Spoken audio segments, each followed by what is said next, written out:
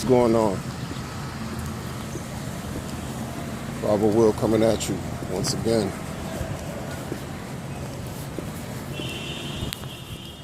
Let's talk about possibilities. Or better yet, let's talk about why,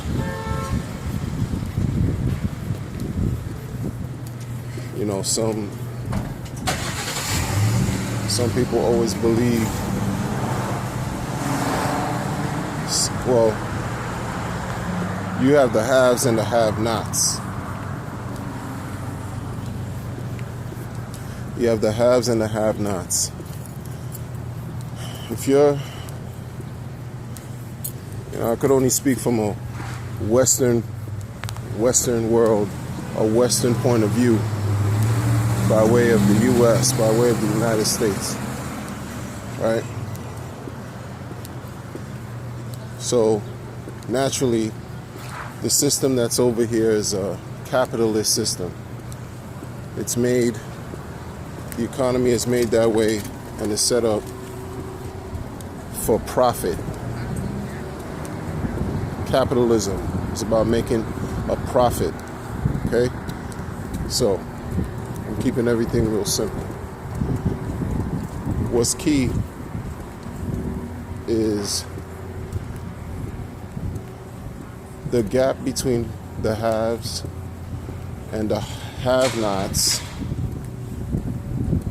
It seems like the gaps widen as time goes by.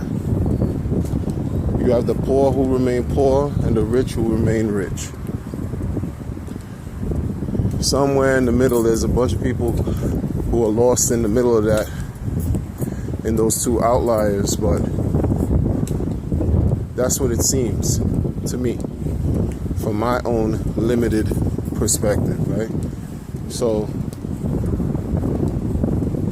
when I hear how, the ultra wealthy or the super elite, have X amount of resources and wealth and billions of dollars, you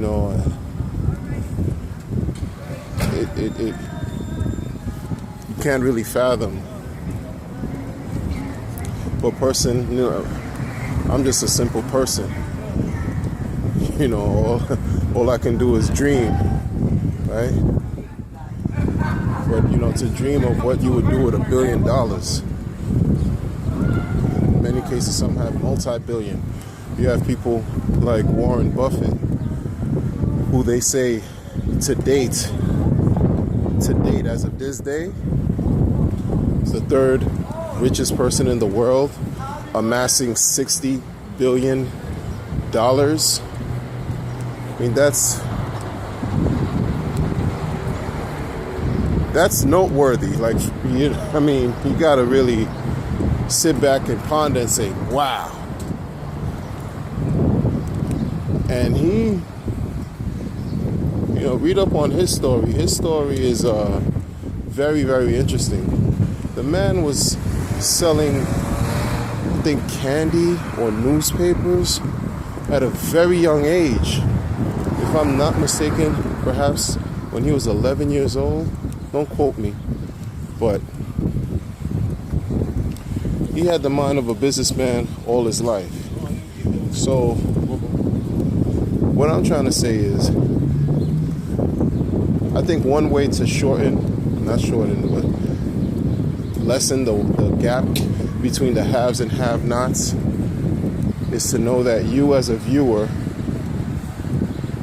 like, share, and subscribe, by the way, you as a viewer have to understand the difference between owning and consuming. Owning and consuming. Okay? When you're an owner, you essentially are in a different position than when you're a consumer. When you're a consumer, you're in a position where you have to buy, you have to spend, you have to, pay your monies to others. When you're owning, you're delivering possibly a product or a service, and people buy from you. So that's one of the fundamental differences between owning and consuming. And when you're in a position where you have to create an opportunity for yourself to own, that's beautiful. That's beautiful, because that's what it's all about. As far as reaching a certain level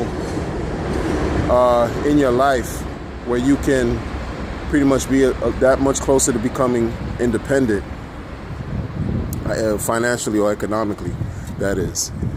But I think that's one example between the haves and have-nots, that one example that can address, to decrease the gap between the haves and the have-nots. More people need to think about owning than buying or spending and consuming.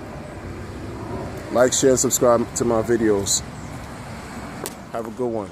Once again, like, share, and subscribe. Be well. Leave a comment too. Talk to you later.